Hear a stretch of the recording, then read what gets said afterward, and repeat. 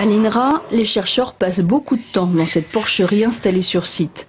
Un bâtiment qui propose nurserie, maternité ou salle d'entraînement pour les plus sportifs. Pour les recherches, le cochon se prête bien au jeu car il est le modèle le plus proche de l'homme avec des similitudes digestives et même cérébrales. Isabelle Luron est directeur de recherche et son domaine d'investigation, les enfants qui ont un petit poids de naissance et la nutrition périnatale. Elle travaille donc sur des porcelets et le biberonnage est essentiel. On les biberonne 10 fois par jour, donc un rythme de biberonnage qui est à peu près identique au bébé, au rythme de 2 heures tous les 2 heures, et effectivement également la nuit. Pendant 1 mois, ces porcelets vont donc être nourris avec du lait hyperprotéiné. C'est ce même régime qui est donné aux nouveau-nés ayant un retard de croissance intra-utérin. L'équipe travaille sur le bien fondé de cette pratique empirique.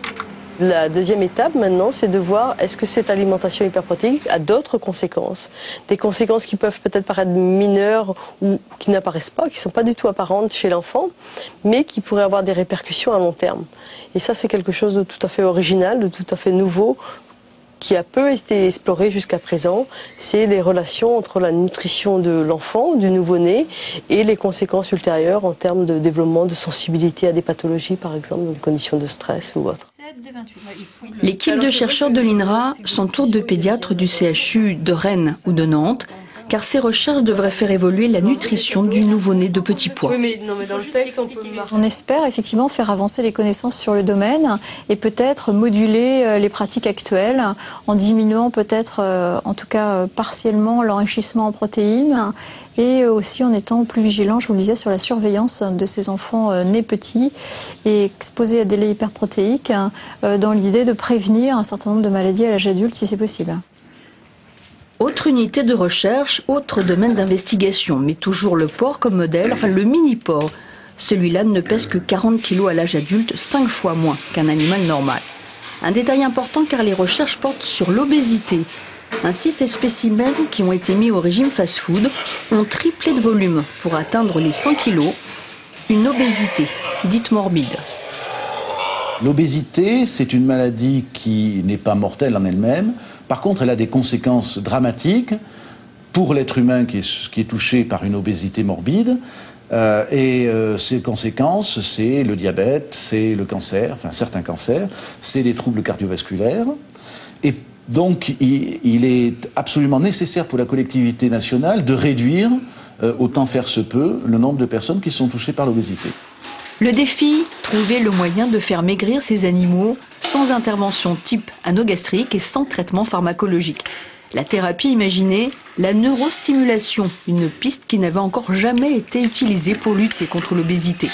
Cela mérite une explication avec un schéma, c'est didactique mais efficace. Ce qui se passe entre le tube digestif d'une part et le cerveau d'autre part, c'est que les informations transitent par un nerf, une énorme autoroute de l'information qui s'appelle le nerf vague.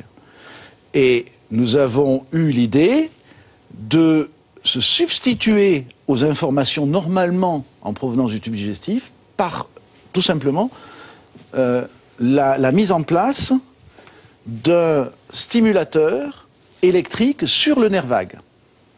En fait, ce stimulateur, c'est que l'on va placer des électrodes de façon chirurgicale sur le nerf vague.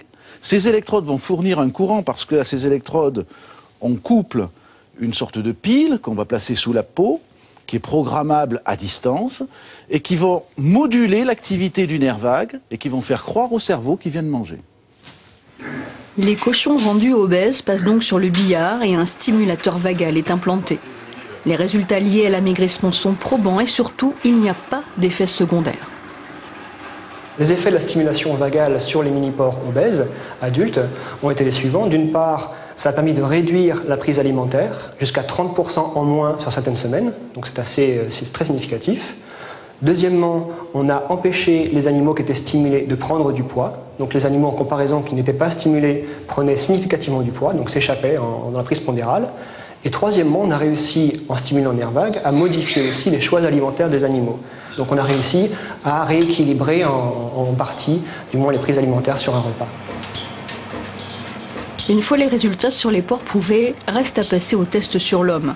Un brevet de ce stimulateur vagal a été déposé en 2006 par l'INRA. Le CHU de Rennes maintenant a pris le relais car ce neurochirurgien est co-auteur de cette découverte. L'implantation sur l'homme se prépare. On espère bien que ça pourra se faire ici à Rennes. On a toutes les compétences nécessaires à Rennes. Les chirurgiens digestifs sont d'accord. On pense pouvoir installer ça par célioscopie, c'est-à-dire par une intervention avec une toute petite incision assez légère dont on se remet très rapidement. Et donc, il n'y a pas de raison qu'on ne se lance pas. Dès que le matériel est au point, on peut se lancer, puisque le concept du fait que la stimulation des deux nerfs fait maigrir est acquis. Cette équipe de l'INRA a travaillé sur l'obésité pendant plus de 10 ans. La première implantation chez l'homme est envisagée d'ici 2 à 3 ans. Bel exemple de projet mené de A à Z par la même équipe, de la recherche fondamentale à la recherche appliquée. Et la boucle va être bouclée à Rennes. En temps de crise,